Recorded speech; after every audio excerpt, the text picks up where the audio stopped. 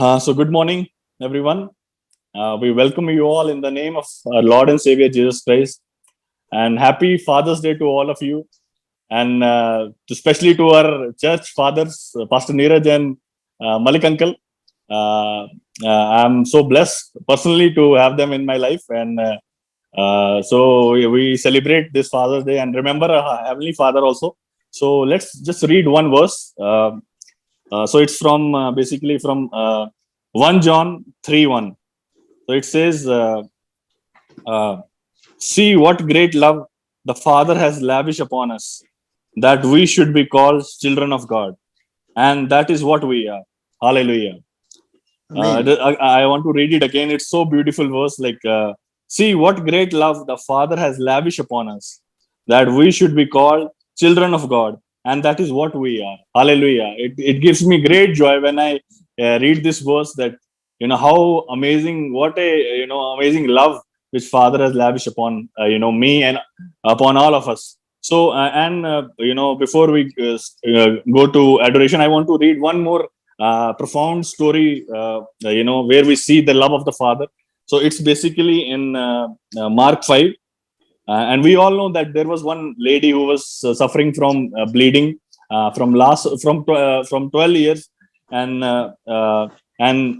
she heard about Jesus, and then she then Jesus was coming into to her town, and then she ran in the crowd and just touched his robe and got healed. And let's see later what happened in the story. And it says, Mark 5, from verse 31 onwards, from 30 onwards, Jesus realized at once that healing power had gone out from him. So he turned around in the crowd and asked, "Who touched my robe?" His disciples said to him, Look at this crowd pressing around you. How can you ask, 'Who touched me?'" But he kept on looking around to see who had done it. Then the frightened woman, trembling at the realization of what he had done, what had happened to her, came and fell to her knees in front of him and told him what she had done. And he said to her, "Daughter, your faith had made you well. Go in peace. Your suffering is over." So it really amazes me the way Jesus responded, and the identity Lord has given her. Lord said to her, "Daughter, your faith has made you well." So it's so amazing about our Father. We see here the love which Jesus lavished on that woman and gave her an identity. And the same way in our life also, Lord has given us identity. He has lavished His love upon us. Hallelujah. So let's take this time.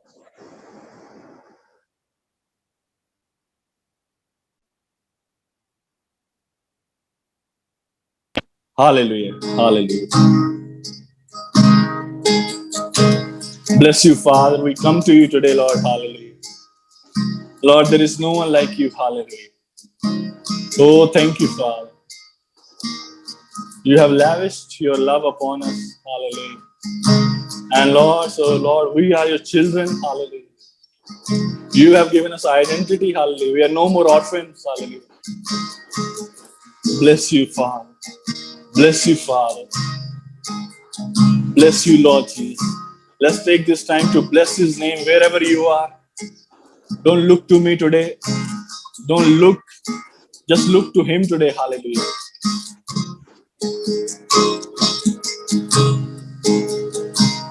And all the earth will shout your praise. Our hearts will cry. These bones will sing. Great are you, Lord. And all the earth will shout your praise. Our hearts will cry. These bones will sing. Great are you, Lord. It's your breath in our lungs, so we pour out our praise. Pour out our praise. It's your breath in our lungs, so we pour out our praise to you.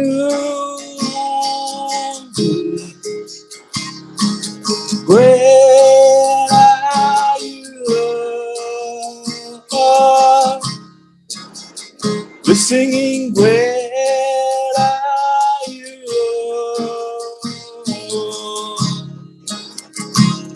and all the earth will shout your praise. Our hearts will cry, these bones will sing.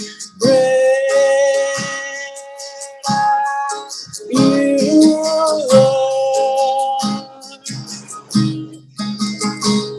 and all the earth will shout your praise. Our hearts will cry, these bones will sing.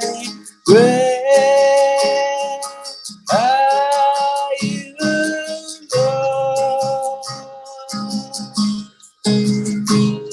and all the earth will shout your praise. Our hearts will cry, His bones will sing. Great are you, Lord. It's your breath in our lungs, so we pour out our praise. Pour out our praise. It's your breath in our lungs, so we pour out our praise to you, Lord. You gave life, you are love, you bring light to the darkness. You gave hope, you restore every heart that is broken. Great are you, Lord. We're singing, great are you, Lord. We're singing, great are you, Lord. Great are you, Lord. It's your breath in our lives, so we pour out our praise. Pour out our praise. It's your breath in our lungs, so we pour out our praise to you, Lord.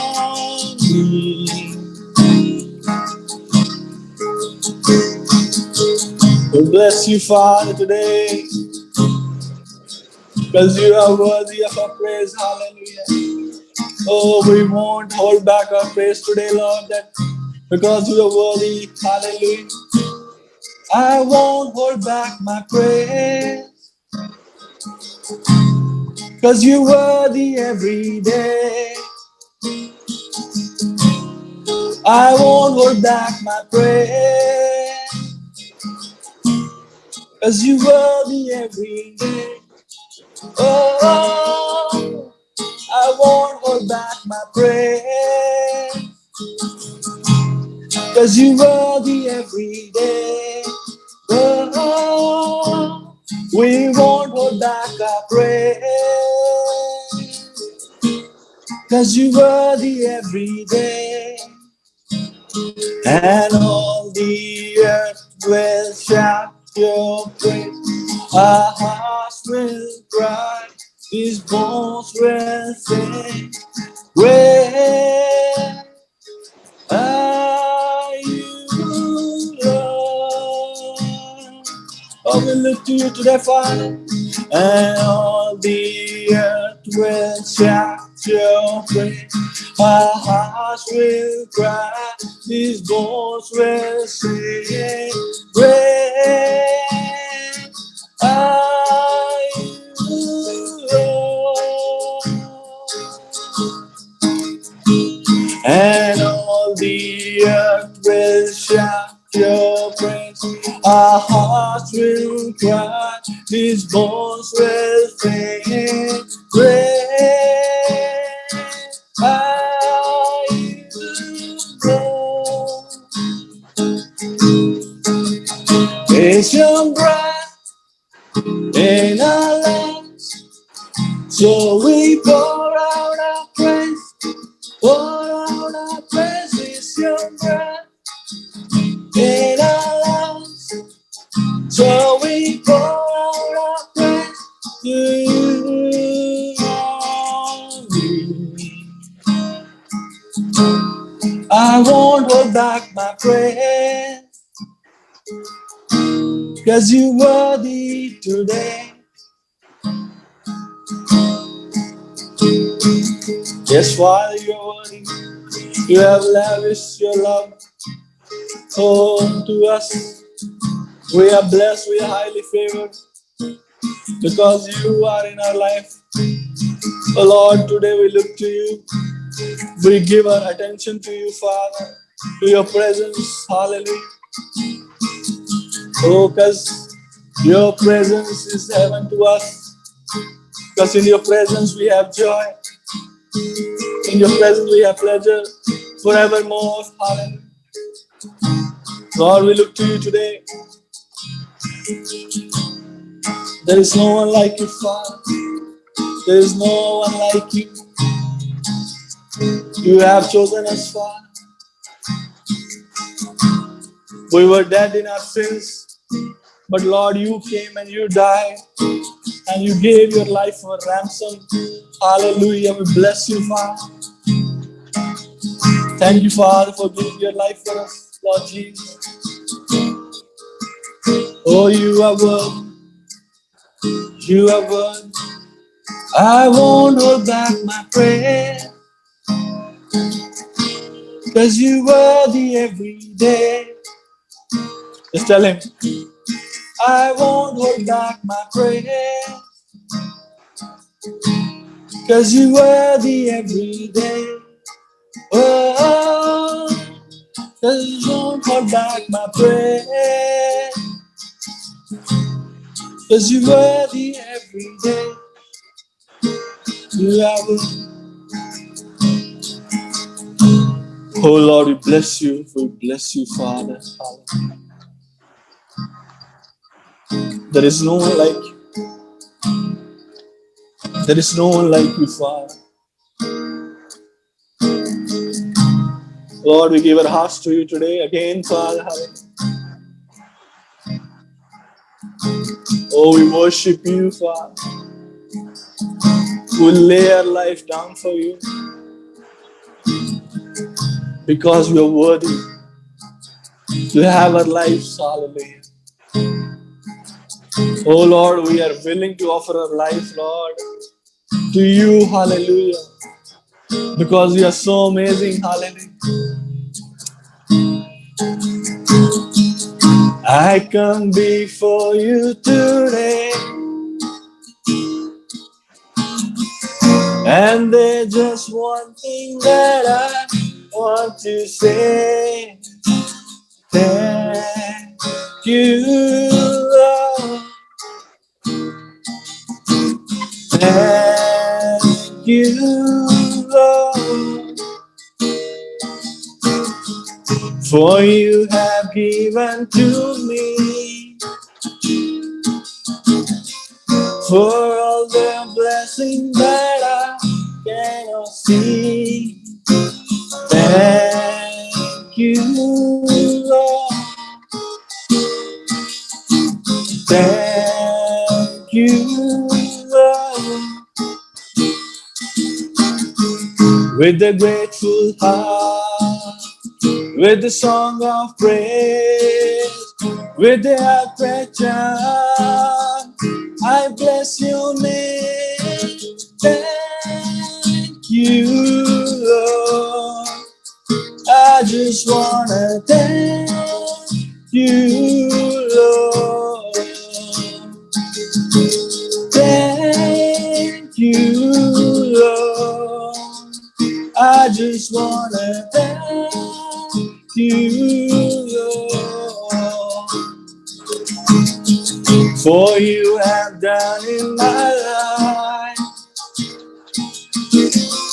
You took the darkness and gave me your light.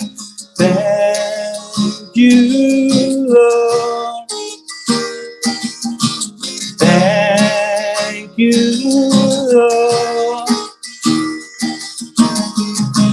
took my sin and my shame. You took the sickness and healed my pain.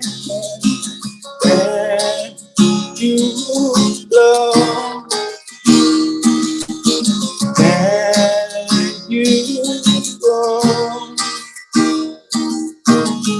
With a grateful heart, with a song of praise, with the outstretched hand, I bless your name. Thank you, Lord. I just wanna thank you, Lord. We thank you, Lord. Thank you, Lord. I just wanna thank you, Lord. Thank you, Lord. Oh, mercy, Father. Thank you, Lord. Thank you, Lord. I just wanna thank you, Lord, for your goodness. Thank you, Lord.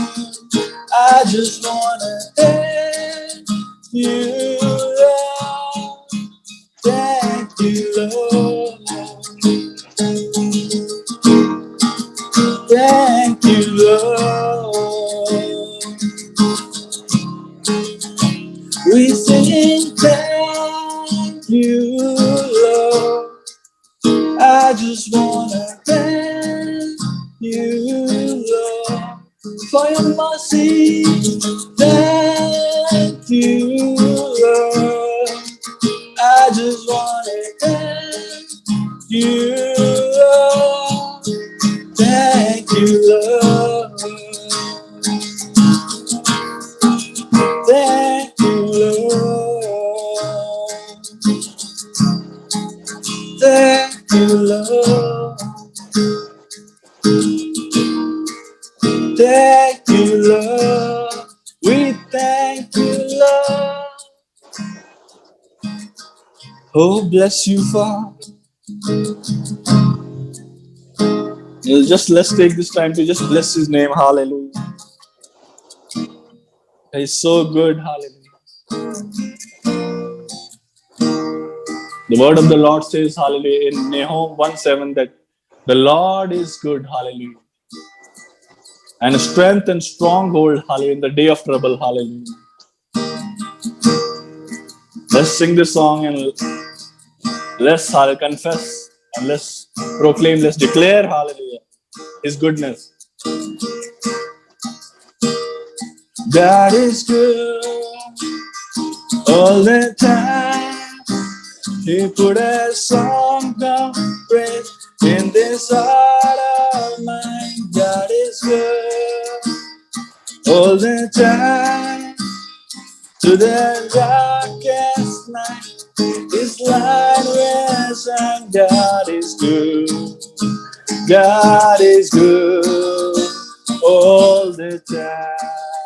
God is good. God is good all the time.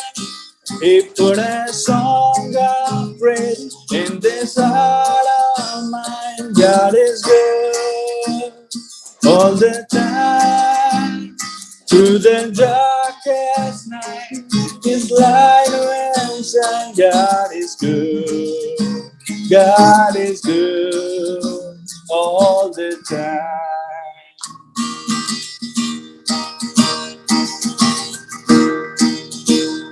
If you're walking through the valley and there are shadows all around, do not fear. He will guide you. He will keep you safe and sound. He has promised to never leave you nor forsake you. And His word is true. God is good all the time. He put a song of praise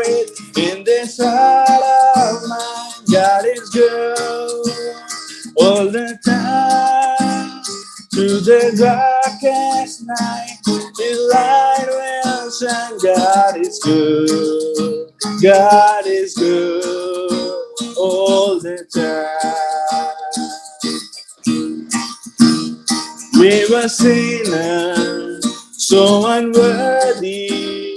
Still for us He chose to die. Fill us with His Holy Spirit. Now we stand and testify that His love is everlasting and His mercy they will never end. God is good all the time. He put a song of praise in this heart of mine. God is good all the time. Through the darkest night, His light will shine. God is good. God is good all the time. God, you're good. You're so good all the time. Though I may not understand all the plans you have for me, my life is in your hand. To the eyes of faith, I will clearly sing. God is good all the time. He put a song of praise in this heart of mine. God is good all the time. Through the darkest night, His light will shine. God is good. He's so good all the time. God, you're good. You're so good all the time. God, you're good. You're so good all the time. Yes, Father. Yes, Father God, you are good all the time. Hallelujah. We bless you, Father, for who you are. Hallelujah. And who we are in you. Hallelujah. Thank you, Lord. Hallelujah. There is no one like you, Father. We bless your name, Lord Jesus. Hallelujah.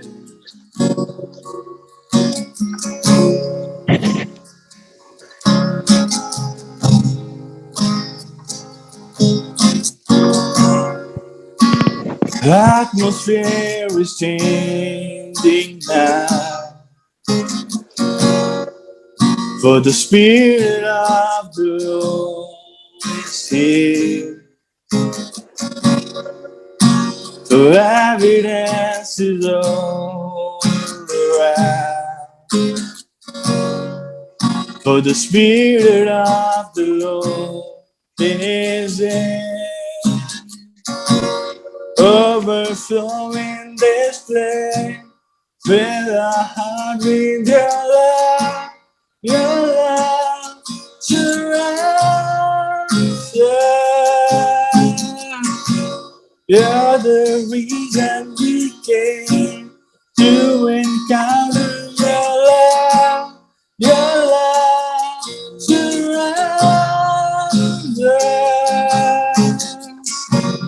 Overflowing this place, fill our heart with your love.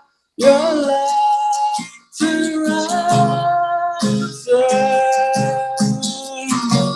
You're the reason we came to encounter your love. Your love surrounds us.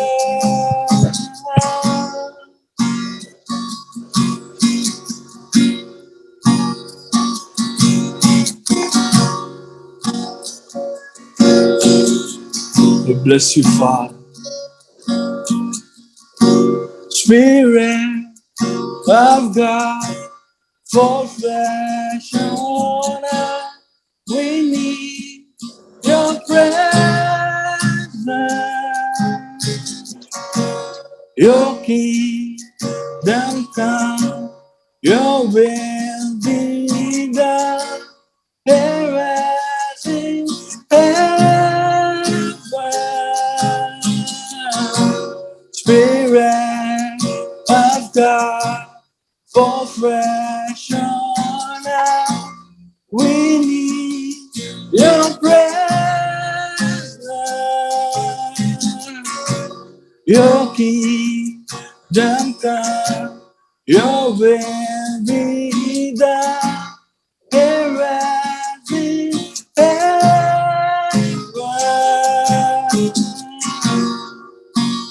Miracles can happen now,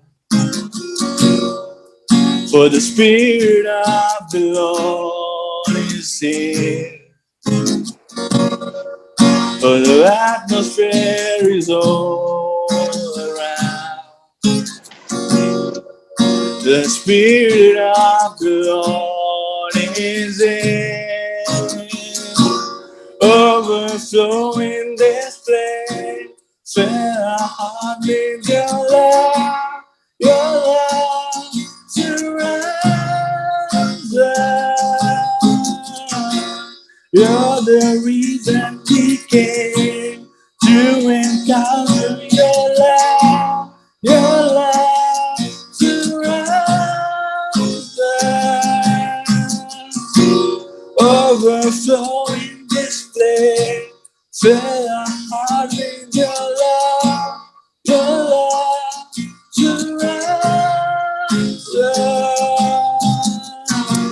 You're the reason we came to encounter your love. Your love surrounds us.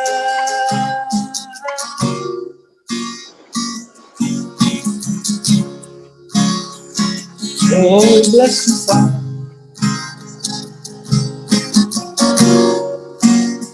Bless you, Father. Thank you, Father, for your presence, Father. Hallelujah. Thank you, Father, for surrounding us with your love. Hallelujah. Because you are love. Hallelujah. Thank you, Father. Hallelujah. Lord, today, give us, Father, our daily bread. Hallelujah. Speak to us, Lord, today through your word, Father. Hallelujah. And we bless you. We celebrate you, Heavenly Father. You are the reason, Father, we are here, Father. You are the reason we are, Lord, alive. Hallelujah. Give you glory and honor, Father. I commit this time in your hands, Lord. In Master's name of Jesus Christ, I pray. Amen. Good morning, church. Welcome to the service, and thank you, Sandeep, for the time of worship.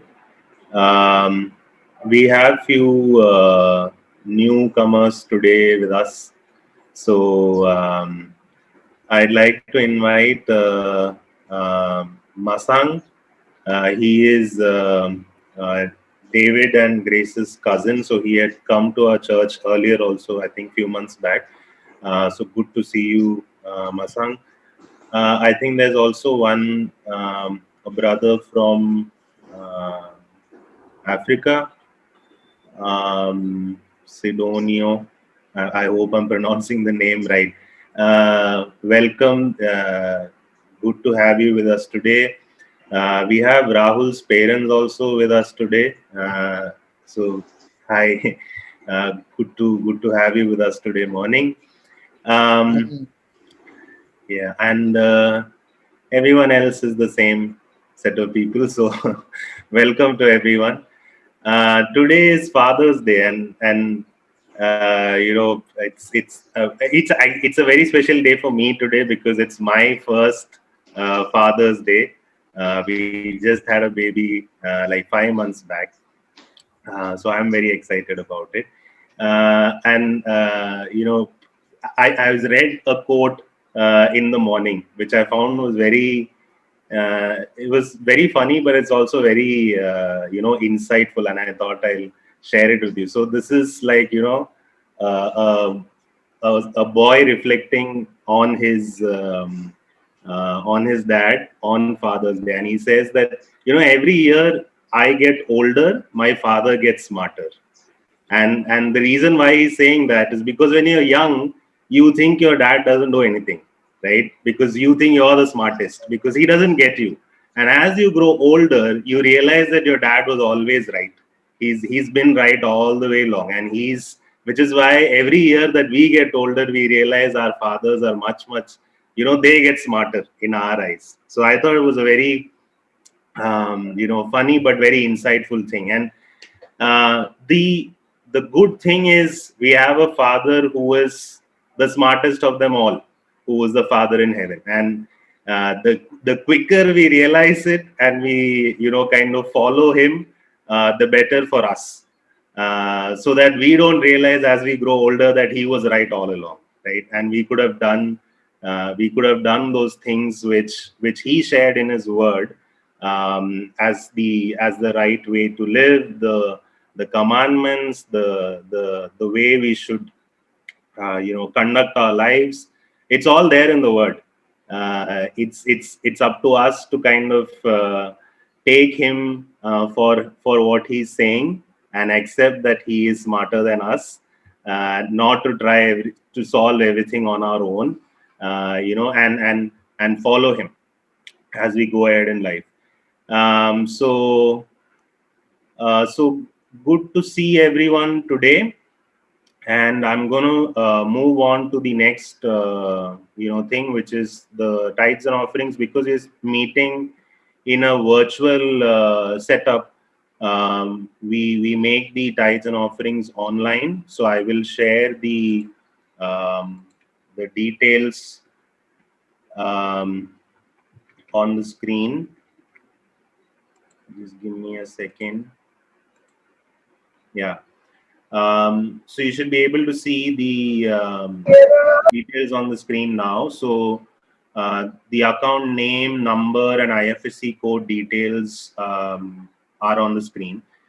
In case anybody is facing any issue with doing an online transfer or adding the account, please reach out to Suresh, and he'll be able to help you with that.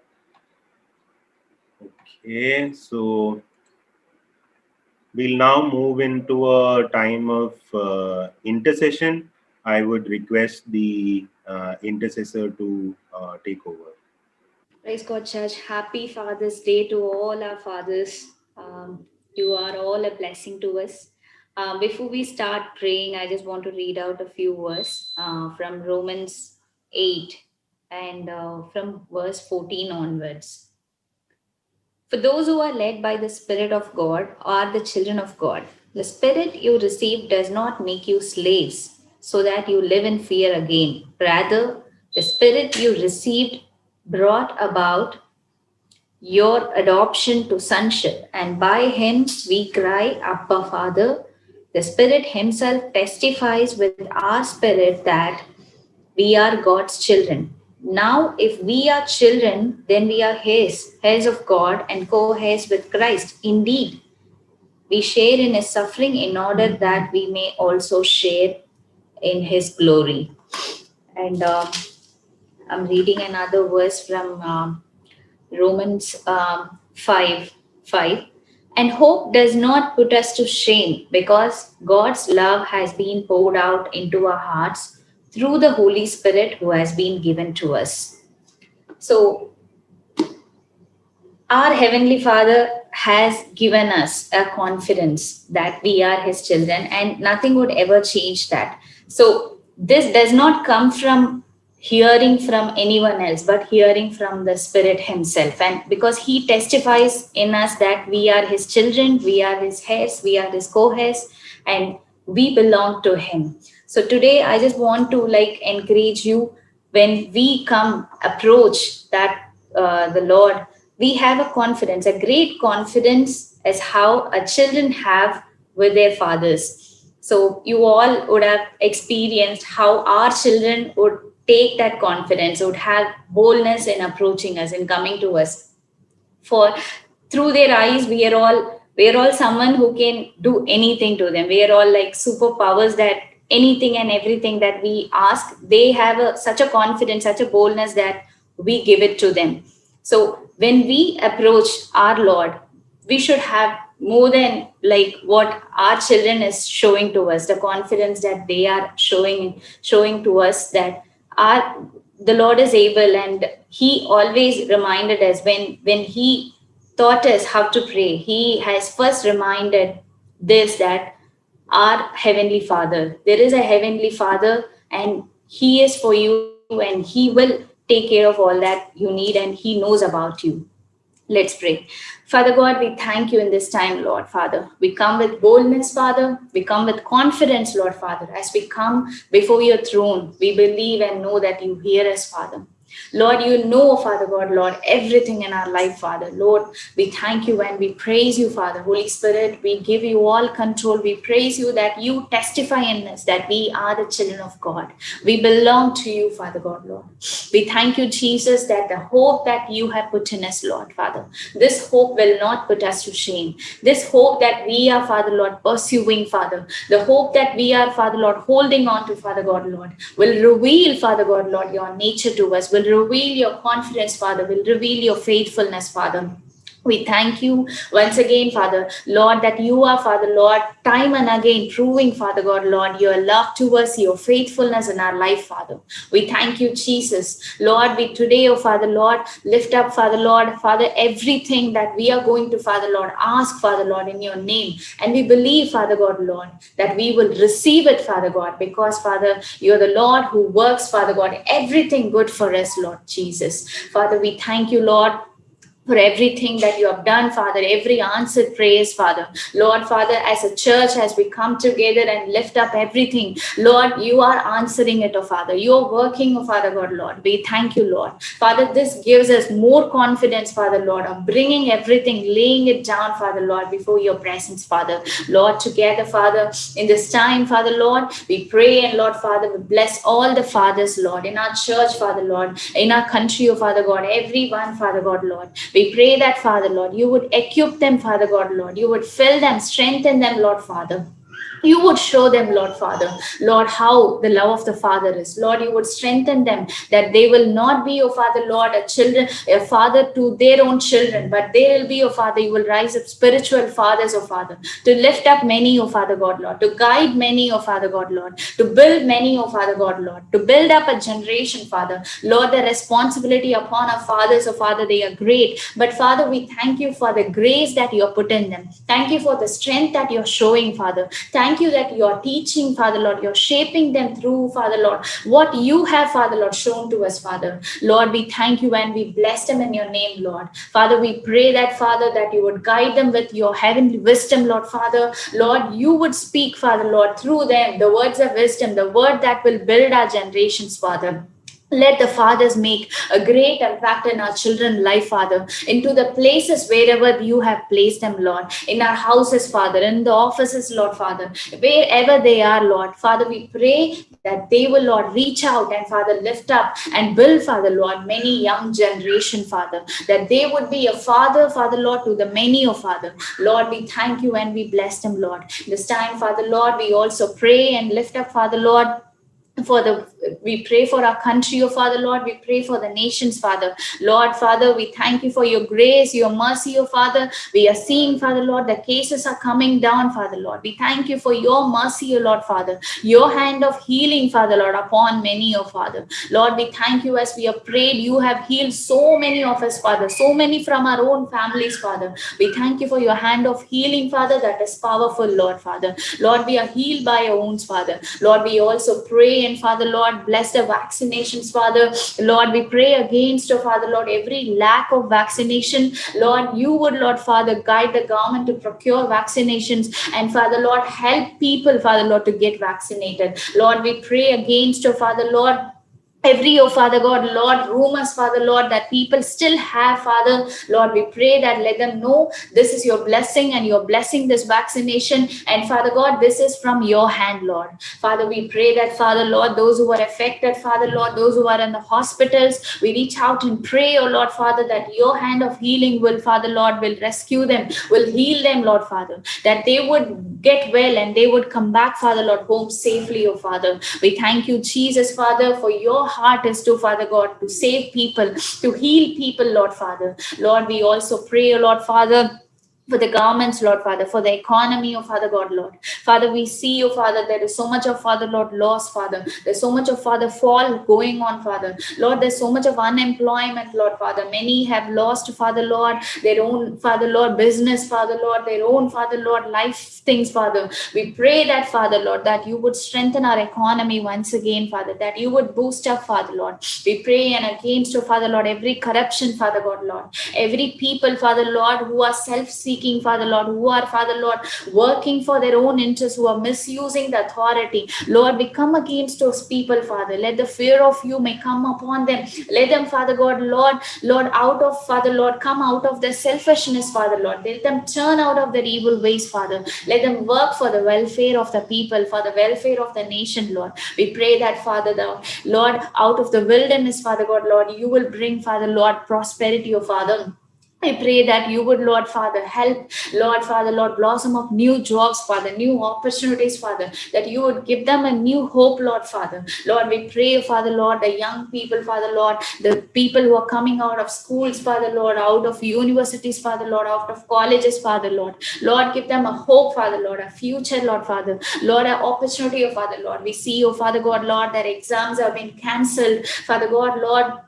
Let it not, Father Lord, affect the student's life, oh Father. We pray that, Father Lord, that let the people who are in authority work with wisdom. Lord, you would, Lord Father, strengthen, Father Lord, every student, Father Lord. Give them, Father Lord, your power, your grace, Father God, Lord, to carry, oh Father Lord, carry on, to Father Lord, to move on, Father Lord, with what is going around. We know, Father God, Lord, whatever that happens, you will turn it out for our good, Father. You will bring something good because you're the Lord who does good to us. We pray that, Father Lord, you will change it, Father Lord, for the sake of, Father Lord, good to your people, Father, for especially, oh Father Lord, the children, Father Lord, the students, Father Lord, the young people, Father Lord, who are starting their career, Father Lord. Lord, you would give them a good startup, Father Lord. You would make them, show them a way, oh Father God, Lord. Take away every confusion. Take away, oh Father God, Lord, every, oh Father Lord, negative things, Father Lord, and attitude, Father Lord, people who are aspiring to do something, Lord, you teach them, guide them, Lord, show them the ways. Let the government, Father Lord, take up decisions that will help people, Lord Father, that will,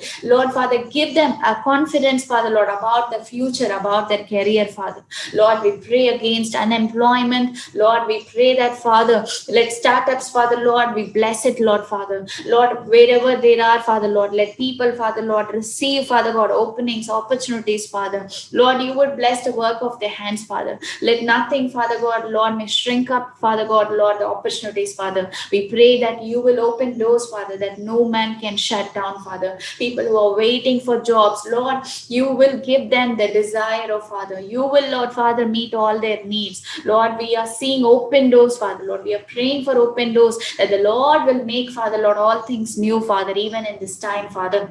That, Lord, your children will not lack anything, Father. Lord, Father, whatever that happens, you're the Lord God who provides. Lord, the hope, the confidence that we have in you will not put them to shame, Father, Lord. We thank you, Jesus, Father, Lord. We give them, Father, Lord, everyone into your own hands, oh Father God, Lord, that you would guide them, Lord, Father, that you would lead them, Lord, Father. Lord, we pray, oh Father God, Lord, especially, oh Father, for all the people, Father, Lord, who are working day and night, Father, Lord, especially in this Corona time, Father, that you would strengthen them, that you would give them, Father Lord, your divine strength, Father Lord. Lord, you would give them rest, Father. Take away that burden, Father Lord, from them, Lord. You would refresh them, Lord, Father, with your, Father Lord, presence. We pray that, Father, that Lord, as they are doing their good work, that you would, Lord Father, show up your grace and mercy, oh Father Lord, and strengthen them to do more, oh Father God, Lord. We thank you, Jesus, Father. Lord, we thank you, Lord. Hallelujah. Hallelujah. Lord, we also, Father Lord, pray, oh Father Lord, for our churches all around the world, Father.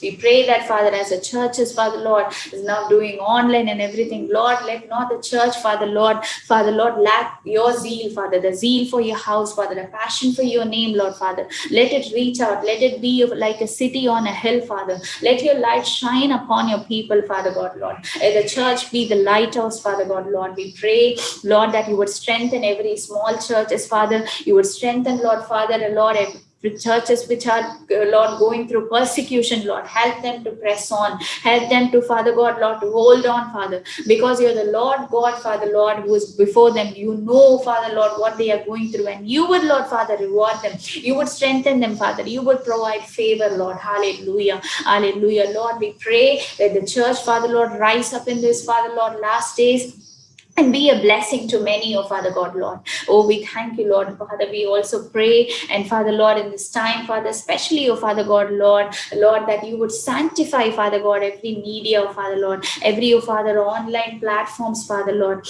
we pray, oh God, Father, Lord, let not, we are hearing so much of news, Father, Lord, that people are misusing, Father, Lord, social media, oh Father, Lord, all the YouTube, Father, Lord, all the Facebook, Father God, Lord, all the online meetings, the school meetings, Father, Lord, we are hearing so many complaints. Lord, we pray that, Father, Lord, you would sanctify it, Lord, Father. We pray that, Father, Lord, as in by this means, oh Father, Lord, that is a platform, Father, Lord, that we are using, Father God, Lord, to continue, oh Father, Lord, to reach out to many, oh Father. We pray that, Father, people who are misusing it, Lord, people who are, Father God, Lord, using it for their own, Father Lord, self and Father Lord, for evil purposes, Lord, they will turn away, Father. The government will take strict actions, oh Father. Lord, we pray, oh Father, you bless, and you would, Lord, Father, give them, Father Lord, a protection, people, the children who are attending, Father Lord, online classes, Lord, Father. Lord, we pray that, Father Lord, your hand of protection will be upon, and Lord, Father, we pray against every temptation, every evil, Father Lord, things that is floating around.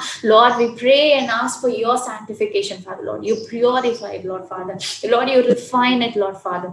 Also, Father, we pray and bless, Father God, Lord, all the, Father Lord, efforts, Father Lord, people of God that are putting, Father Lord, through the social media to reach out for salvation, Father, to reach out, Father Lord, to giving hope to many of, Father Lord, people nowadays, oh Father, they are hopeless, Father Lord, many who have lost their loved ones, Father Lord, we pray, Father God, Lord, use this, Father Lord, every means of, Father Lord, platform to, Father Lord, to give them hope, Father, that you would bless it to their hearts. You would, Lord, give them a confidence that you are for them, Lord. You are the Father, Lord. Hallelujah. Lord, we, oh Father, Lord, give all the people who are, Father, suffering, all the people who are, Father, Lord, hurting into your hands, that you would give them your peace, your joy. You would comfort them, Father. Lord, you would not leave them comfortless, Father. You have come, Father God, Lord. You are a comforter. You are a counselor, Lord. Lord, we pray that they would have hope again, Father, Lord, to press on, Father, Lord. Lord, we pray against, oh Father, Lord, every form of negativity, every form of suicidal thoughts, Father.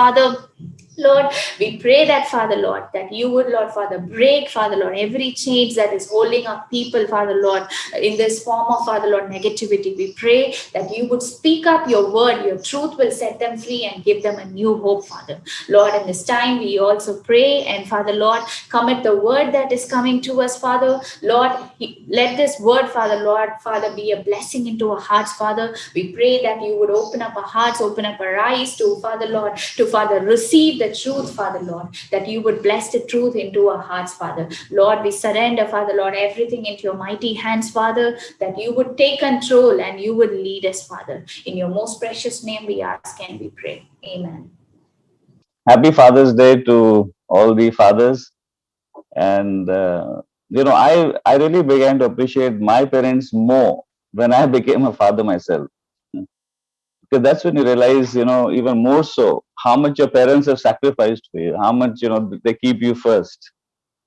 And I'm also reminded of a joke, on between fathers and sons. And, a family was sitting for a meal, and the child did something naughty. And so the father said to him, he said, because of your naughty and irresponsible behavior, some of my hair have become white. You are the reason, son, that some of my hair are turning white. So the child thinks a while and says, Daddy, now I know why all grandpa's hair are white. Now I understand. So, interesting, how a kid how kids process things. Yeah. And how we need to be careful. About people How don't even, how we communicate to our kids. But I thought that was funny. So, okay. Um, we've been looking together at the book of Ezra, and today I'm going to finish it. So those of you who are like, we've had enough of Ezra, Pastor. So good news for you. Today we're going to finish studying the book of Ezra. But it's really my prayer that you would take pains with the book of Ezra. I believe it would give you so much help. And why is Ezra so important? Ezra, they went through very difficult times. When Ezra was living, it was a lot of uncertainty, fear, a lot of challenges. And, it's very relevant to what we've been going through for the last 1 year. And how this one man, he clung to God. And God made him an instrument of revival, an instrument of restoration, you know. And we can be those people. God wants us to be a part of that remnant whom he wants to use as instruments of restoration, as instruments of revival. And we looked at detail actually more so from Ezra 7 to 11, where it's about the life of Ezra and when Ezra enters the scene. But today I want to give an overview of the whole book and to place things into its context. So we're aware how um Jerusalem was destroyed by Nebuchadnezzar, and the walls were broken down and burnt by fire, and they taken away. The people into exile, and then but then we see how the Lord had spoken through Jeremiah that after 70 years I'm going to bring my people back, and we see how then there were a couple of waves that came back or people that came back, and we see that um, in 536 we see that the first set of exiles came back under the leadership of Jerubbaal and Joshua the high priest, and then we see how 455 BC, then we have Ezra, who brought us at exiles, and Artaxerxes was ruling. And then, of course, 10, 15 years later, we had Nehemiah and Artaxerxes who brought us at exiles with him. And, the first six chapters that we didn't really go into detail, they really talk about the building of the temple of God, the worship of God. And the last 7 to 11, these chapters talk about building of the people and getting them ready for the worship of God. And so let's just talk about the overview of this book. And so if you look at this whole book as an overview, so what does Ezra teach us about? God. Yeah, what does the whole book teach us about God? And we looked at it when I conducted the Lord's Supper some time back, but I want to still look at it again. So, it's so interesting that Ezra speaks of God as the God of heaven and still a God that you can know intimately if you are in covenant with him. And how blessed are we, partakers of a better covenant as per the book of Hebrews. So if we put our faith in our Lord Jesus Christ and what he has done on the cross, we get to experience God as our Father. Hallelujah. And so though he's almighty, though he is this amazing God of heaven and almighty and sovereign, we also recognize that he's a personal God to us. There is a personal aspect to this journey that we have, and often, most in the last couple of years we've been hearing preachers say that Christianity is not about ritual, it's about relationship, and we've been hammering that, and that's true, isn't it? It's about a relationship with the person. And so praise be to God that though he is almighty, he is the God of heaven, through Christ, we have an opportunity to know him intimately. And even way back then, even before the cross, people of the Old Testament, even there was a way they had to know God as a personal God. Perhaps, of course, they didn't have a covenant as rich as us, but they were also able to know God personally. Hallelujah. So The book of Ezra, and if we just read, verses chapter 1, 1 to 5, and we'll see a couple of things there. So, Ezra chapter 1 and 1 to 5.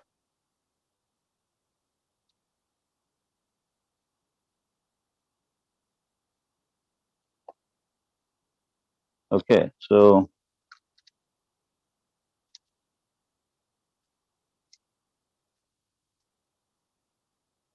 Ezra chapter 1, 1 to 5. Now, in the first year of Cyrus, the king of Persia, in order to fulfill the word of the Lord by the mouth of Jeremiah, the Lord stirred up the spirit of Cyrus, king of Persia, so that he sent a proclamation throughout all the kingdom and also put it in writing, saying, thus says Cyrus, king of Persia, the Lord, the God of heaven. A heathen king is calling our God the God of heaven, the God of the Jews, the God of heaven. And he's saying, the Lord, the God of heaven, has given me all the kingdoms of the earth and has appointed me to build him a house in Jerusalem, which is in Judah. Whoever there is among you of all his people, may his God be with him. Let him go up to Jerusalem, which is in Judah, and rebuild the house of the Lord, the God of Israel. He is the God who is in Jerusalem. Every survivor, at whatever place he may live, let the men of that place support him with silver and gold, with good and cattle, together with the freewill offering for the house of God which is in Jerusalem. Then the heads of the fathers, the households of Judah, Benjamin, the priests, Levites arose, and even everyone whose spirit God stirred up to go up and rebuild the house of the Lord which is in Jerusalem. And if you read further, you see how the king also lavishly gave out of his own treasury riches for the rebuilding of this temple. And so, there are a few points that I want to make here. So, one of the first things that we see is in chapter 1, in verse 1 itself, that God is a God who keeps his promise. So, God says something, and then God always backs it up with action. When God says something, he'll do it. So, we see in verse 1 itself how we are told that in the first year of the Cyrus in Persia, in order to fulfill the word of the Lord with the mouth of Jeremiah, the Lord stirred up the spirit of Cyrus. So if God says something, he will do it. When God sent the prophetic word to Jeremiah, he will see to it, he'll do it. And so when Jerusalem had been destroyed, that was the time God had stirred up Jeremiah to prophesy that 70 years later, I'm going to bring back my people from wherever I've scattered them, and I'm going to again build them. And so what we see is God is very faithful to his prophetic words, very faithful to his promises to his people. Second thing we see is that nothing can thwart the plan and purposes of God. God can even use a non-believer king, to accomplish his purposes. And so many times, with our limited understanding, we can get all worked up and say, Lord, kaise hoga? How will you further your purposes, with what's going on? And, perhaps some of us could have this thought that, Lord, with the way the right wing government in our country has become so strong, how are you going to accomplish your purposes? We can have all these kind of thoughts. But the fact is anything difficult for the Lord? And the Bible tells us that kings, he raises up kings and he brings down kings. They serve until until his pleasure. And God works. God works irrespective of we can't put it in a box. And here we see how God is fulfilling his plans through a king who is a non-believer in our understanding. Hallelujah. Hallelujah. And so nothing can thwart the plan purpose of God. And I've said this often to you that Moses was one man, and still the Pharaoh, the greatest king in his time, had to yield and to him. Why? Because you see, Moses had aligned himself to God's purpose for his life. And so he became unstoppable. And really the most important question for us to ask is, am I pursuing my own agendas, my own purposes, my own ambitions, or am I pursuing the dream of God for my life? Am I pursuing his purposes for my life? To be honest with you, I'm not living my dream for my life. It became my dream later. I'm living God's dream for my life. I'm a mechanical engineer. My dream was to one day become a CEO of Fortune 500 company. I was in a Fortune 500 company, doing very well at a young age. But then, somewhere along the line, as I continued to commune with God, the Lord began to change my desires, my goals, my ambitions. And it's very interesting, that verse, delight in the Lord and he'll give you the desires of your heart. What does that mean? When you delight in him, he changes the desires of your heart. When you delight in him, he rubs on your heart his desires for your life, gets you all excited about them and makes you grateful for them. And so I'm so grateful. I'm not living my dream for my life. I'm living his dream for my life. Hallelujah. So, and of course, many of us are called to serve in the marketplace, and please continue to serve in the marketplace and give glory to God. It is a wrong understanding that, everyone has to, leave the marketplace and, get into the fivefold ministry work and do it. No, if God has called you for the fivefold ministry, you do this. Otherwise, God also wants so many to serve to the marketplace. And so then you excel and you serve him, even as you serve in the marketplace. So I think that's understanding that's very clear. Okay, so, and what we also see about the Lord is that he takes a lot of interest in the lives of his people. And he, one of the prayers I make is this: Lord, help me not only to be grateful for your visible hand of deliverance, help me also to be very grateful for your invisible hand of providence favoring. And, we need God's help to perceive God's invisible hand of providence favoring us. And God not only helps us, through this physical, clear acts of deliverance, but he also so much helps us through this invisible hand of providence. For example, look at Ruth. If you remember the story of Ruth. Ruth, is from Moab, and her mother-in-law was a Jewish woman. And we know how Elimelech and Naomi, when there's a famine, they left Bethlehem, the house of bread, and they went to Moab. And then how, Elimelech dies, and then both the sons, Mahlon and Chilion, die. And then Naomi is sick and dying, interestingly, they die.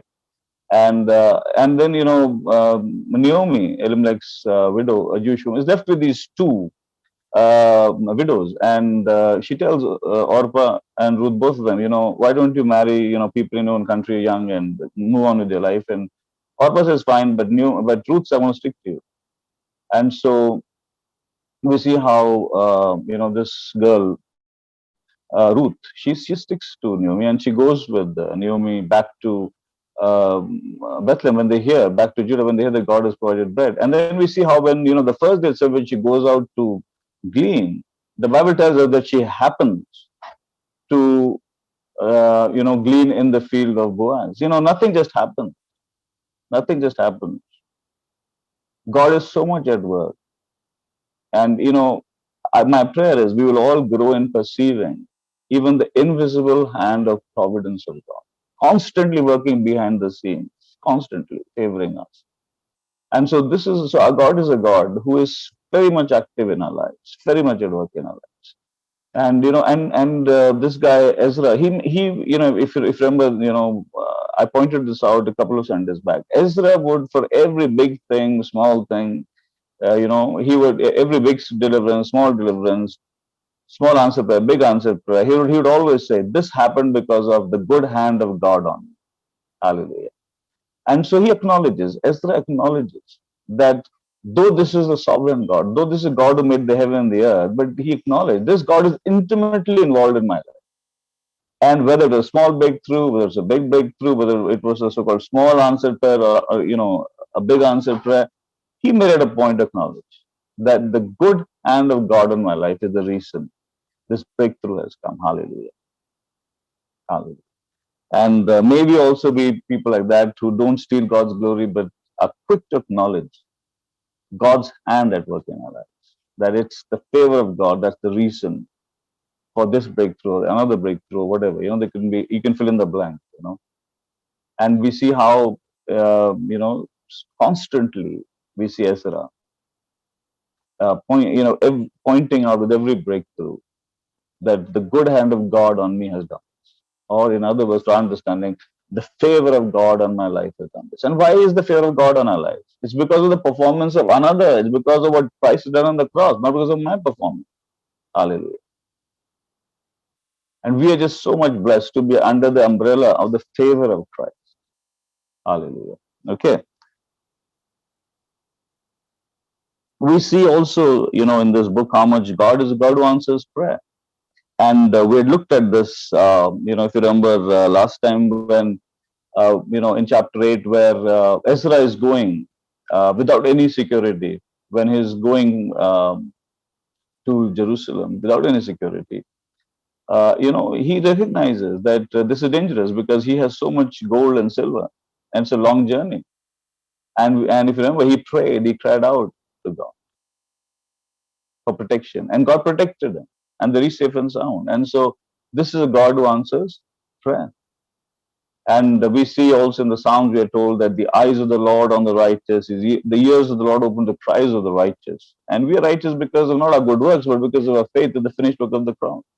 And for them, you know, they were, for the body of truth that was applicable to them, the law, they had to follow the law, and they would find covenant blessings that would operate in their lives.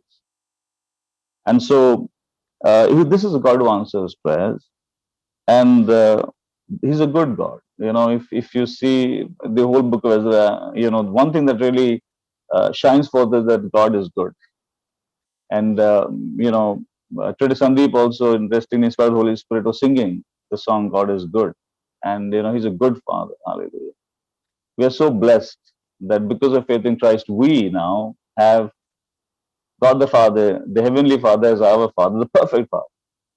And may the Lord help all of us who are earthly fathers that we would, more and more be transformed into His image, and our children would have the privilege of more and more seeing the Heavenly Father through our lives.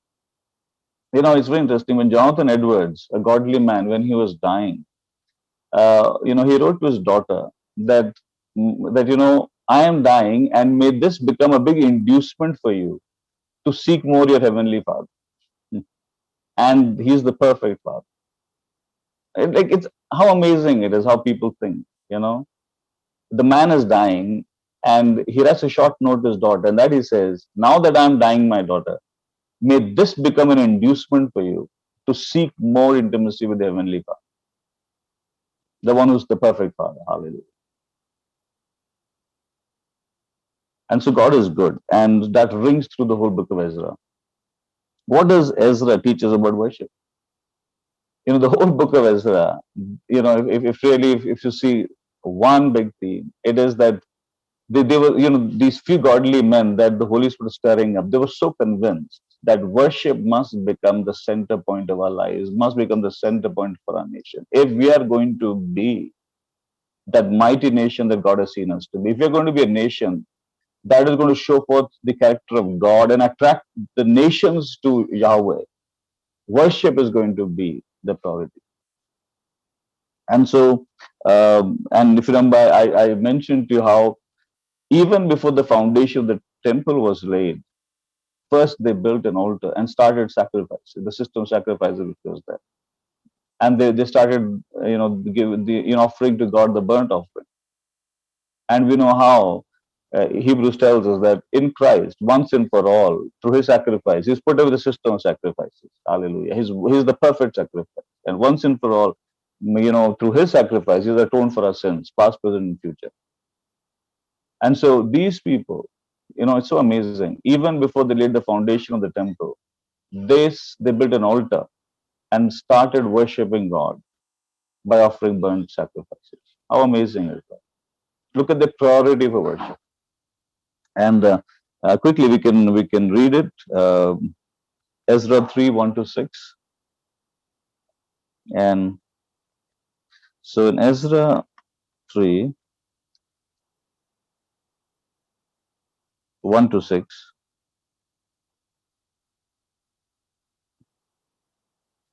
Now, when the seventh month came and the sons of Israel were in the cities, the people gathered together as one man to Jerusalem. Then Jeshua, the son of Jozadak, and his brothers and priests, and Jerubbaal and his brothers arose and built the altar of God of Israel to offer burnt offerings on it, as is written in the law of Moses, the man of God. So they set up the altar on its foundation, for they were terrified with the people of the land, and they offered burnt offerings on it to the Lord, burnt offerings morning and evening.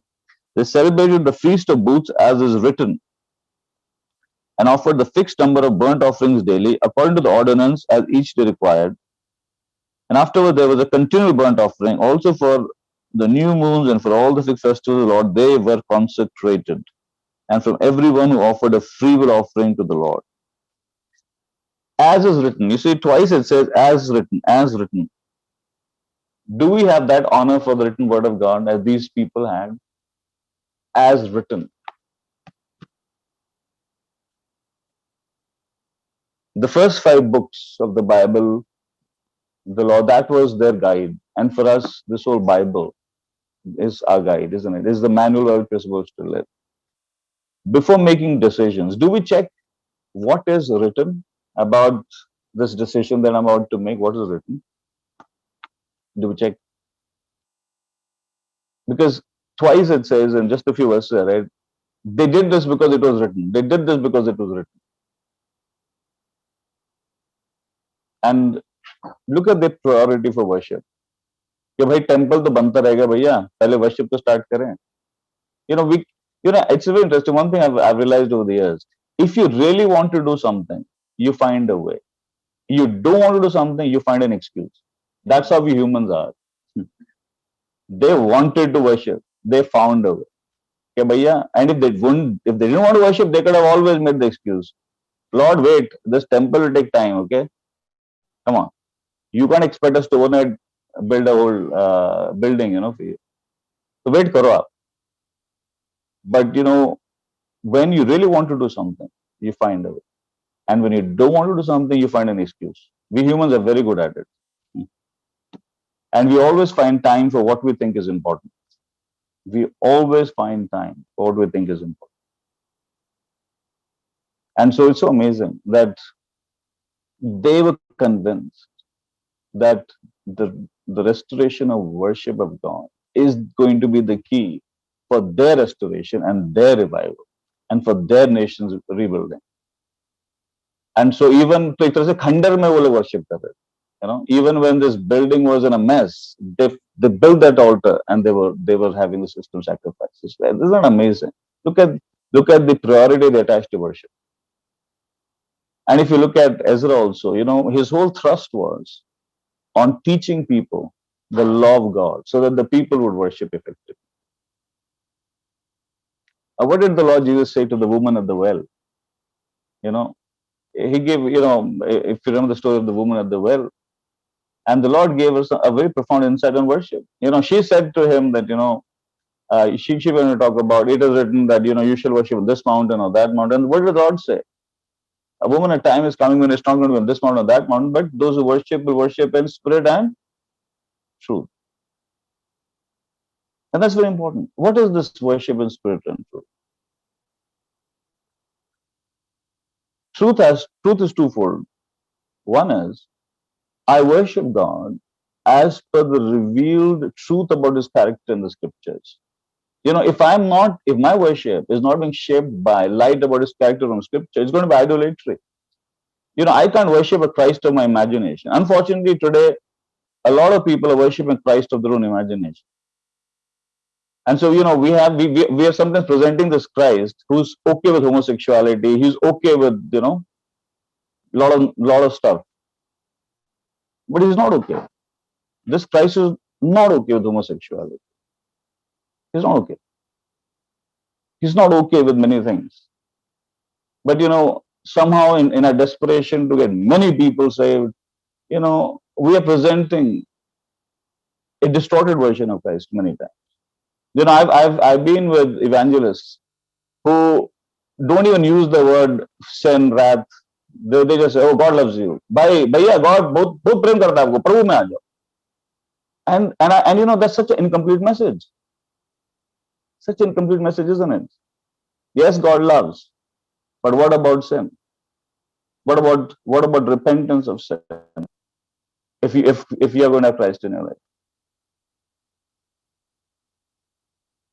So we cannot present a distorted Christ. And until unless we are growing in light about God's character based on scripture, we are going to be presenting a distorted Christ, we're going to worship a distorted Christ. And that's idolatry.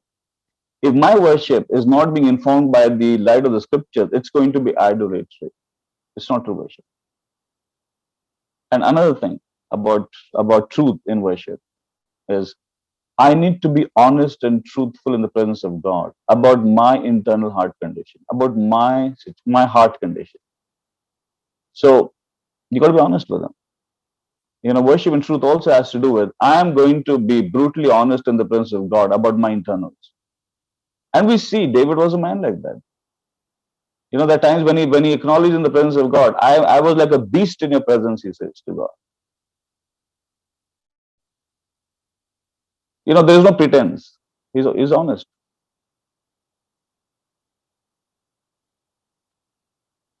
If you are disappointed with the Lord over something, you have a right to actually tell Him and then ask for cleansing. Because He doesn't disappoint His people, does He? But you have the right. In fact, you should be honest. I can't be, faking it when I'm talking to the Lord. If you feel God let you down, you need to tell Him, Lord, I feel you let me down, but you don't know how, but you're not a God who lets down your people, you're faithful. So I'm sick and I need cleansing and cleanse me. There has to be that honesty in the presence of God.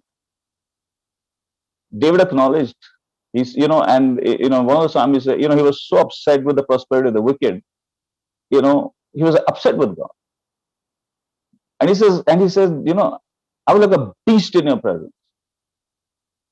Until I entered the sanctuary, he says. Then I perceived therein that God puts the wicked in slippery places. But he acknowledged that, Lord, I was so upset. I was like a beast, not able to think. I was not thinking straight.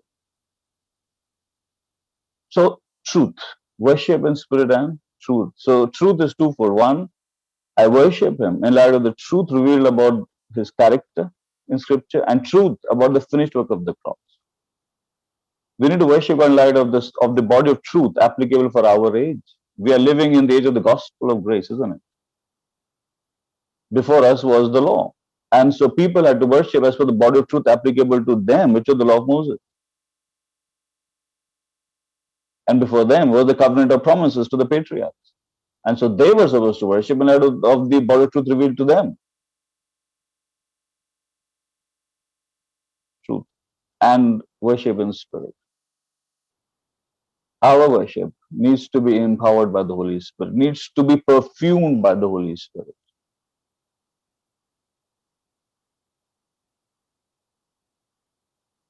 And so we have to grow in learning how to work in harmony with the Holy Spirit. How can we worship effectively if we keep grieving the Holy Spirit, quenching the Holy Spirit? How's that going to happen? And so worship for them was so important. And why even, God often tells us to praise Him and thank, and adore Him. Why? Because He knows we become like the one we worship.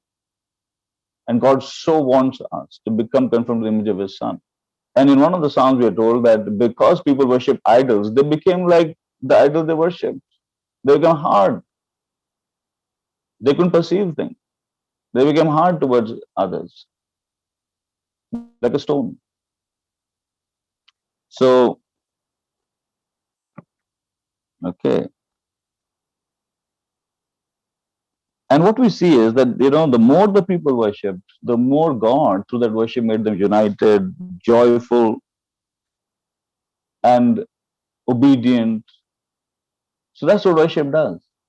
Because when you worship Him, then you become like the one you worship. Deeper levels of cleansing is released as you worship effectively, as you praise Him, thank Him, adore Him. And of course, praising, thanking, adoring is a part of worship. But that's important. And God works out cleansing. And we see even in their lives, as the worship of God was established as a priority, we see there was repentance, there was obedience, there was joy they experienced, and they began to grow in consecration also. How precious is worship?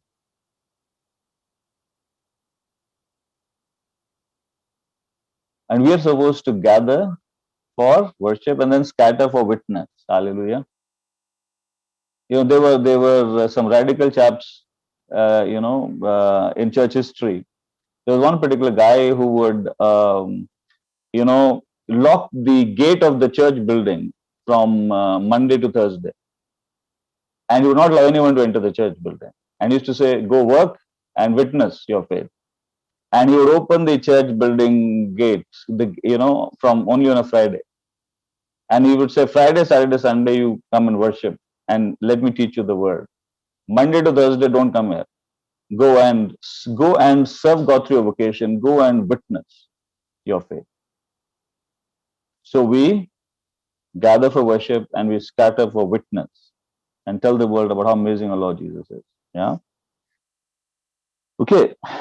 Also, Ezra also teaches us something important about sin. We see how Ezra was heartbroken when he saw his people had, married foreign women. He was heartbroken. He was, if you read, which we read last Sunday, he was besides himself. He was so much in pain and sorrow. So, number one, we must treat sin seriously. We must not take it lightly. And the world we live in, it so much trivializes sin. So much, even, in fact, I would say, goes to the extent of even twisting, celebrating sin. It's very interesting. Look at words. When homosexuals have a parade, they call it gay. It's a pride. It's supposed to be a pride walk, pride day, pride walk. In Canada, the prime minister joins for the gay parade, the pride walk, they call it. What they're saying is, we are proud of this perversion. And if you don't say yes, then you are going to be attacked as narrow-minded. So we've come to a time where sin is being celebrated. And God is saying, hey, take sin seriously. Weep over sin, repent of sin. And we've come to a place, in the nations where we see sin even being worn as a badge of honor. I'm a gay, it's a matter of pride. Is it really a matter of pride? Not as per God's word. And today, even if you look at the political landscape in a country, people leave one party, that party, and then election, they calculate don't work out. Immediately after election, they go back to the same party. And really, it doesn't really bother anybody because it's become so accepted in our culture that, yeah, politician hai, karega hai sab kuch. So they're all the same. They'll all do it. It's okay. Isn't it? In fact, sometimes we can even say, wow, yeah, he's so smart. So shrewd. Doesn't matter what government comes, this fellow all becomes minister here. What a great guy. So really, God says, hey, take sin seriously, weep over sin. And in Ezra, we see that, if you remember last Sunday, how Ezra was so heartbroken when he heard that many of his people had married foreign women. He was heartbroken. He was weeping like anything and crying out to God and confessing on behalf of his people and repenting on behalf of his people. So, precious ones, we can't make light of sin, especially in a world that is even gone to extent of saying, hey, wear your sin as a badge. Wear it as a badge. I'm proud of this perversion in my life, That's what the world is telling us now. And so in Ezra, we're told that, hey, treat it seriously. Confession is so important. Confess it. Weep over it. Don't justify. Don't rationalize away your sin. I don't want to name even a very famous evangelist that many of us looked up to. When the investigation was done, and when he was, with one of the women with whom was doing the wrong things, he actually told her, "This is my reward from God for serving God." Just look at how the devil, makes us rationalize our sin. We had, I remember once, we were talking to a woman who was in a relationship with a non-believer man. even a sexual relation only with a man. And we're telling her that this is wrong. And she said, you know what? This man is my reward from God for my old age.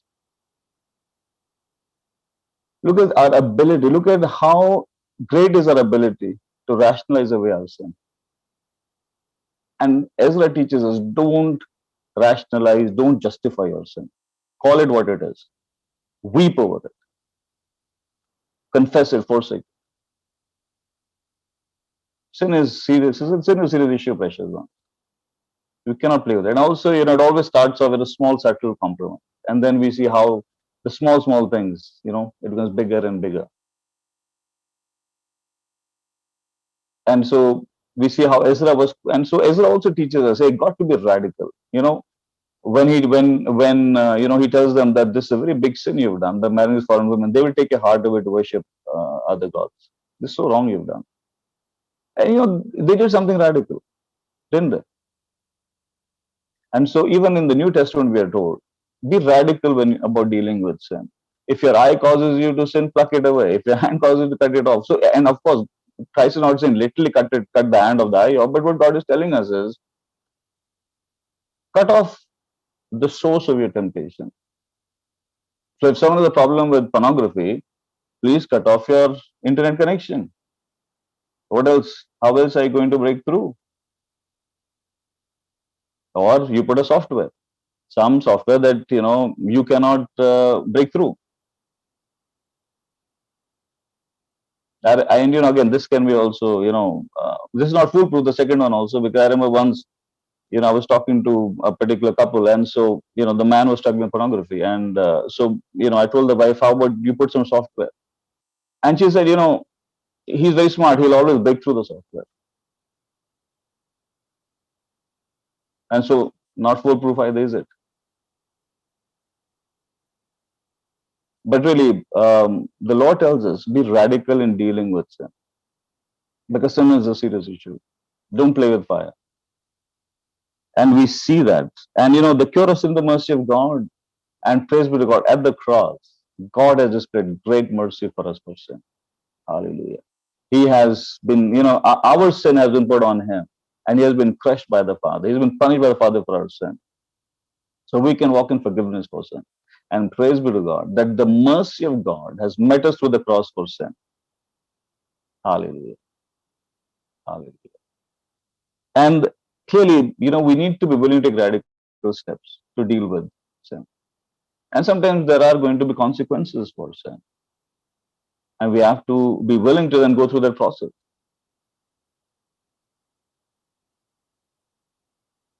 You can choose to sin, but you can't choose the consequence that will come, isn't it? And still, I've always found God is so merciful and kind. He's so merciful and kind. And how much more mercy and kindness we see for those who are part of the new covenant. How much mercy and kindness we see.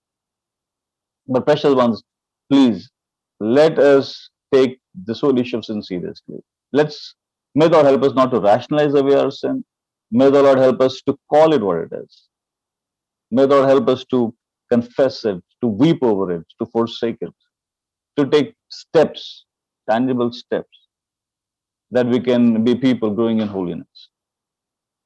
So many times, there is one standard of mine over which many times I have been made fun of and mocked in many quarters. And the standard is this. I decided as a young man, advised by a godly old lady. She said to me, when I was in Kerala, where I met the Lord, a godly old lady said to me when I was 20, she said, son, make sure that if you want to grow in the Lord, make sure, one thing she said was, never be alone with a woman except your mother, except, when you get married, your wife. And, as a 20-year-old, I took that to heart. And I cannot tell you how grateful I am for it. And I cannot tell you how much I have been mocked for it also over the years. And I'm so grateful. It is one of the best decisions, godly decisions that I've taken.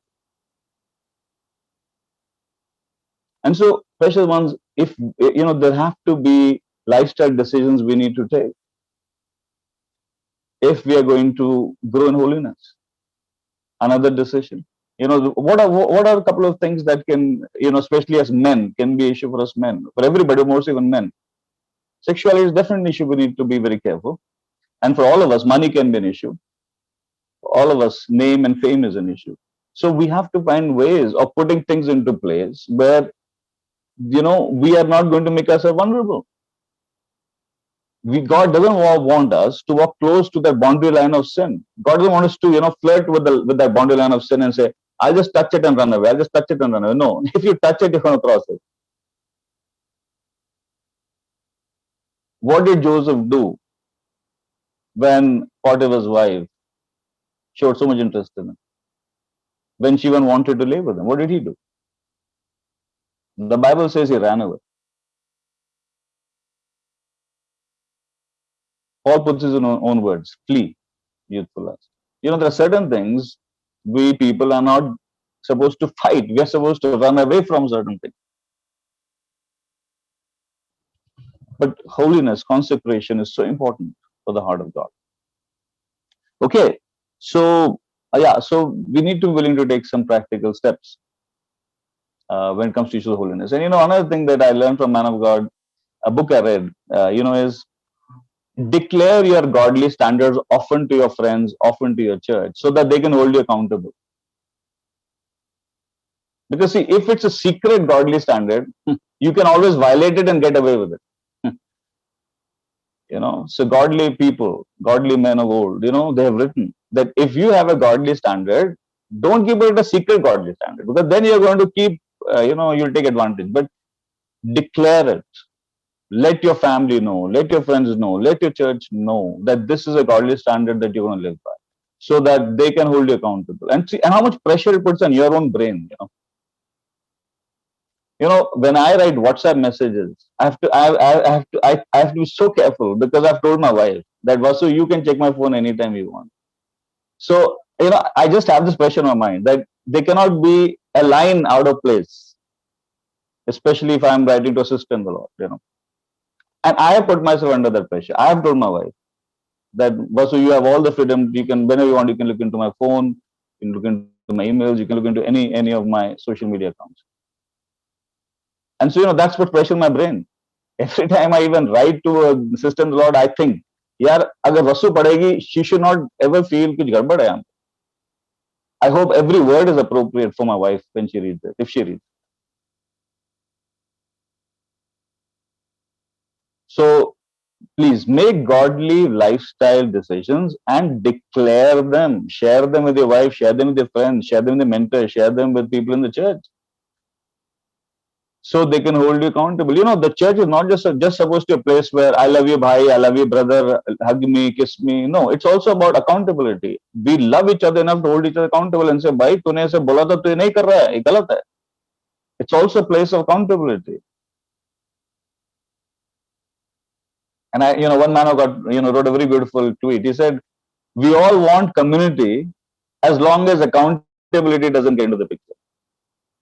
We all want community as long as accountability doesn't get into our way from this community.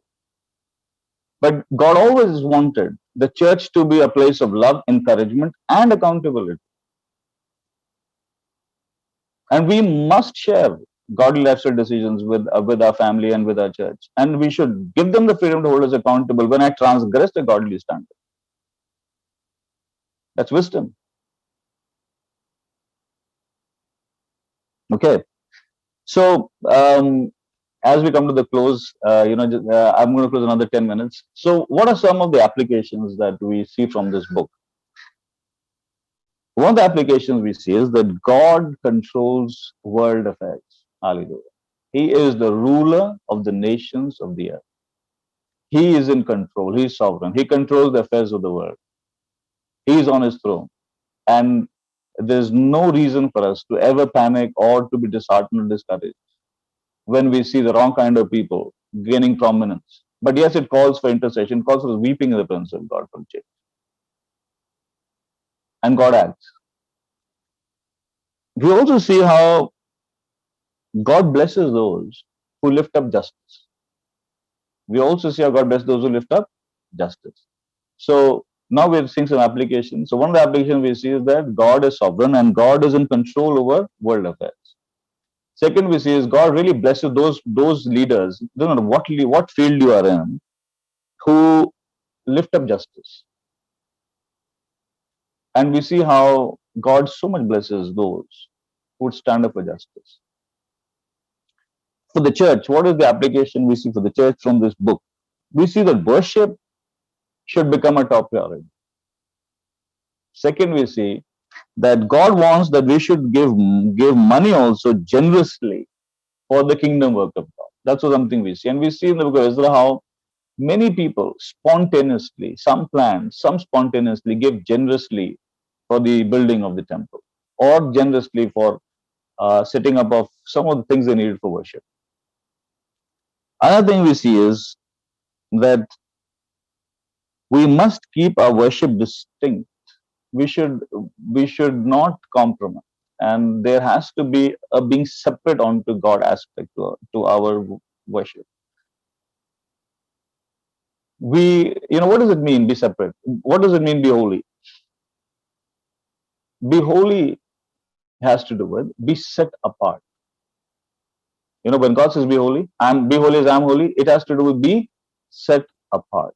And when we are going to be set apart, we're going to be set apart from something onto something else. So when God says to be holy, saying, my children, be set apart from the values of this world onto my values. From the ways of this world, be set apart onto my ways. From the attitudes of this world, now leave and be set apart into my attitude.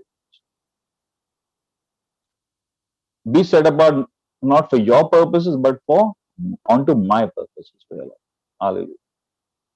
So being set apart. So what we see also very clear for the church is if you want God's power to manifest, God's favor to manifest, if you want your life, through your life, mighty exploits of God to happen, you and I have to pursue consecration. It will not happen otherwise. And if you even go and read the book of Joshua, it says, they consecrated themselves, and then they will say, then they had a great victory. And I'm just reminded of that verse from Timothy, precious ones, in 2 Timothy, 2 Timothy 2.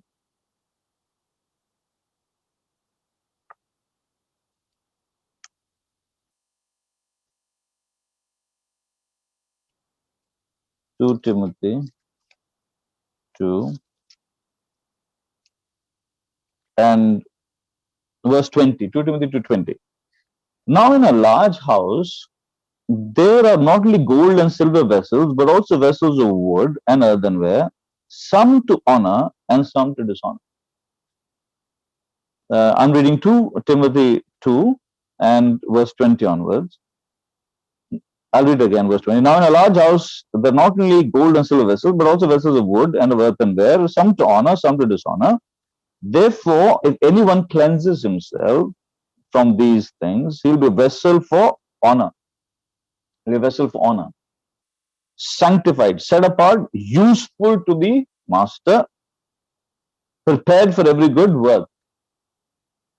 So God is telling us that, we really have a choice, isn't it? I really have a choice. By the grace of God, I can cling to God and I can become a vessel of honor, or I can yield to the defilements of the world and I can become a vessel of dishonor.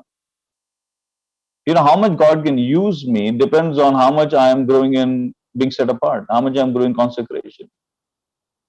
So God wants to use all of us so much, but we can limit God to how much He can use us. Are we pursuing consecration or are we pursuing sanctification or not? And how does God sanctify us? The Bible tells us by the washing of the water of the word, by the Holy Spirit's work in our lives. It's as if, the Holy Spirit uses the detergent called the Word of God and washes us and cleanses us. So may God help us to be those who are growing in sanctification, growing in being set apart. So we are becoming more and more useful to the Master for the kingdom exploits, for being a blessing to many, for the power manifestations of God to happen, for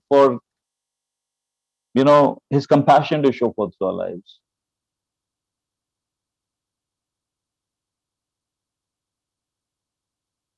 Okay.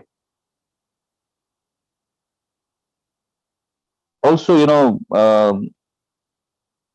for the church, God also calling us to a radical holiness, so that His power manifestation happens through us. His character can mightily shine forth through us. His mighty exploits can happen through His kingdom purposes. And so for a Christian, so we talk about the church, and if you look at just individual Christian, what application can we take away? Make worship a priority. Don't treat sin casually. Spend time in the scriptures. We saw the secret of Ezra 7:10. Ezra set his heart to study the word, to study the law, to live the law, and to teach the law. And what was the result? The good hand of God was abounding on him. So for a child of God, it's one of the things we learn from Ezra is, hey, let's take time to invest in the word of God. Let's take time to study the word, because God changes and transforms us through the word. Hallelujah. Give to God generously and take practical steps to increase in holiness. Take practical steps to increase in holiness. We need to put lifestyle changes into practice if we want to grow in holiness. That also means that there are certain web series that you cannot see and I cannot see. There are certain movies we cannot see, isn't it?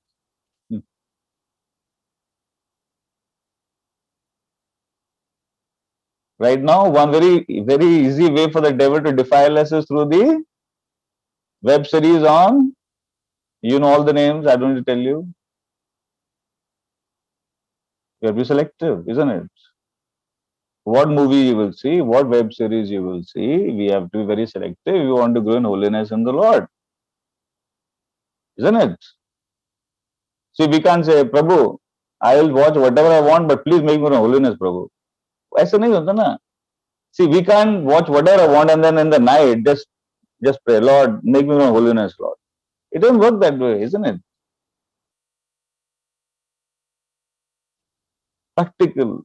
What are some practical things we are going to do to grow in holiness and being set apart? Important question.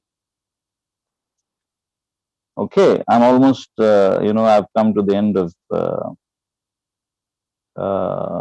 my working with this book. So it also teaches something very precious, that what happens, what do you do when you have failed in certain things in your journey with the Lord. There were men who were convinced through Ezra's preaching that they had sinned against God by marrying foreign women. They were convinced. And this book also shows us how there's compassion with God, there's mercy with God, how these people were, they confessed, they repented, and God helped them to go forward. And we see in so many cases where, look at David. He had this big failure when it came to Bathsheba. But how we see through that whole process, yes, there was consequences, but we still see how God helped this man to go forward. And there's compassion with God, there's mercy with God. And so I also want to say this: if any one of you feels convicted after hearing the sermon for something, confess, ask God to give you grace, move on. Don't need we are not called to live in guilt or shame. There's no place for guilt and shame in the life of the child of God. Yes, there's a place for godly sorrow, there's a place for godly repentance, but there's no place for guilt and shame. And so, if there's any area as we've been doing this book of Ezra, if there was an area where the Lord said to you, hey, this is an area where you need to deal with, we go to the Lord, we confess, we ask God to grant us repentance, and the Lord's going to help us. He's going to strengthen us. He's a God of compassion. Yes, He's holy, but He's also full of love and kindness for us. I've always said this, God's discipline is a great act of God's love for us. Even as many of us are fathers, wouldn't you agree with me that we don't discipline the neighbor's child, we discipline our child? Why? Because we love our child. And our act of discipline is actually a profound act of love for a child, though of course a child doesn't like it at that time. But if we are honest, we know that when we disciplined our child, it was because a love for the well-being of the child motivated us. And I say to you, I'm not only grateful for God's encouragements, God's mercies to me, I'm also very grateful for His hand of discipline on my life, because both have helped me to come where I am, and I so much need to go forward in. I'm just touching the surface of it. Our salvation is so much greater than our current experience of it. But precious ones, even the discipline of our Heavenly Father is a great act of love towards us as people. And God tells us that, hey, I discipline you because you're my child. If I won't discipline you, then you're an illegitimate child. And it's an act of love. All right. Okay, great. We're going to close now. And as we close, special ones, I want you to think of three things, yeah, as you respond to this sermon. One, is there anything to praise God or thank God for because you heard this sermon? And so you can do that. Second, is there any sin to confess or anything to confess because you heard this sermon? Number three, what are you going to do differently or pray differently? One or two things that you will do differently or pray differently because of the word of God that has come. So now I'm going to mute myself also, and in complete solitude, let's please think about these things. Let's respond. Heavenly Father, we praise you, we thank you, we magnify your name.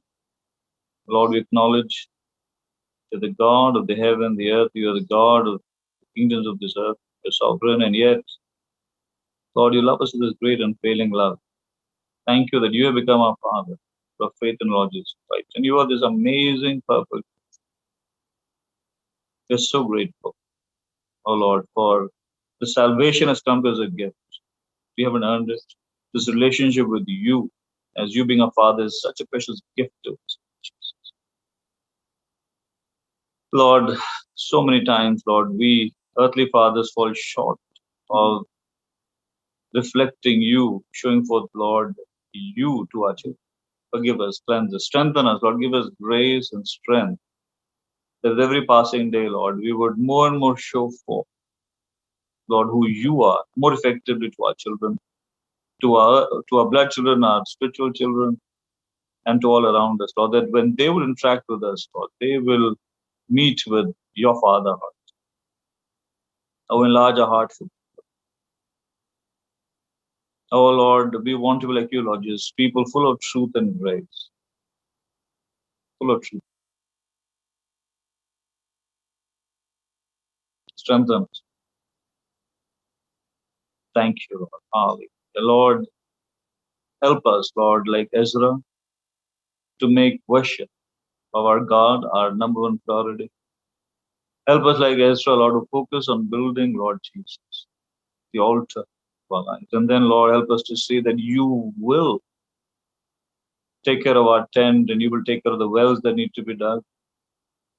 Help us, Lord God, to please make our intimacy with your top priority, Lord. Help us to see that, Lord, when our soul prospers, because of putting worship at the center of our life, then everything else prospers. In John, you remind us in 3 John 2 that, Lord, when our soul prospers, then everything enters will prosper and will be in good health. Oh, help us, Lord Jesus, to pursue more and more of Christ like this. Lord, we want, Lord God, to be used more and more by you. And today we read how, oh Lord, we can limit you to how much you can use us by a lack of pursuing consecration. Oh Lord, awaken us, Lord. Help us to take practical steps inspired by the Holy Spirit to grow in consecration. Help us not to flirt, oh Lord God, with the boundary line of sin, but help us to walk far away from the boundary line of sin. Oh Lord, help us, Lord, to take sin seriously. Help us, Lord Jesus, to not take sin lightly.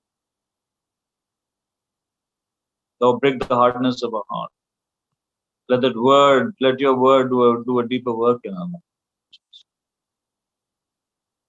Oh, thank you that your word is a hammer that breaks the hardness of our heart. And Lord, I pray, fall as a hammer where there's a hard heart. Oh, we praise you, we thank you, we glorify you. Oh, give us a great love for the truth, Lord. Make us people like Ezra, Lord, who have love for the truth and honor for the truth, who tremble at your word. Lord, help us like Ezra to set our hearts to study the word. Oh Lord, to practice this word and then, Lord, to lift up this word from our mouth in our lives. Oh Lord Jesus. I pray that you right now give a baptism of the Holy Spirit to those who don't have it. And Lord, those who have the baptism of the Holy Spirit, give a fresh outpouring of the Holy Spirit right now. And refresh us. Oh, let your joy be our strength, Lord. If there's anyone weary in our midst right now, rebuke the spirit of heaviness. I speak, Lord, invoke in this person all of gladness. Lord, also there anyone sick in our midst, we rebuke spirit of infirmity, we rebuke every of darkness assaulting this person. We speak life, we speak the divine health in your blood, we invoke it over this person. We speak life and wholeness and health. We speak peace. Lord, I commend your precious people to you and to your word, which is able to build up your people and give them their inheritance on the sanctuary. And bless your precious. Amen. In the love of the Father, the grace of our Lord Jesus Christ, the sweet communion of the Holy Spirit, is now